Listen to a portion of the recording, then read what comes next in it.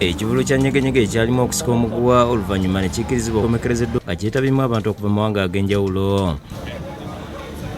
John ne mukwano gwe abavudde London mu Bungereza bategeeza nti gwe mulundi gwabwe ogusoose okujja mu Uganda. Yeah, we've had a great time. The music's been awesome. The people have been lovely and friendly. It was nice.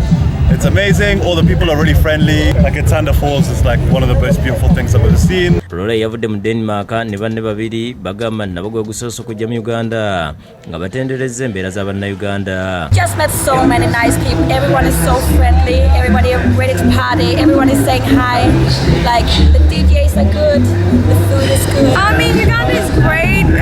Lots of nice people, beautiful view. Abalala betwogeddeko n'abagambye nti bafunye omukisa okukwatagana n'abantu okuva mu bitundu by'ensi ez'enjawulo. I come from the Caribbean, so what I like the most is the connection that I found. Kuŋŋaanya kabbira nnyingi zonna nga ziri wano era tulidde essanyu nga ly'amaanyi. Odduka ebizibu byonna by'olina n'ojja ne weekwekako eno mu kyalo n'ovaayo n'oddayo ewwo nga ne stress zikkakali. Olwaleero amazina ag'ekinnansi obuwangwa n'ebirala byoleseddwa ng'omumyuka asooka owa Ssaabaminisita era Minisita ow'ensonga za East Africa Rebecca Kadaga agaddewo ekivvulu mu butongole. Ono yasoose kubuuza ku bakyetabyemu n'okwekubisa nabyo ebifaananyi n'asambajja ebyogerwa nti kijjudde obuseegu.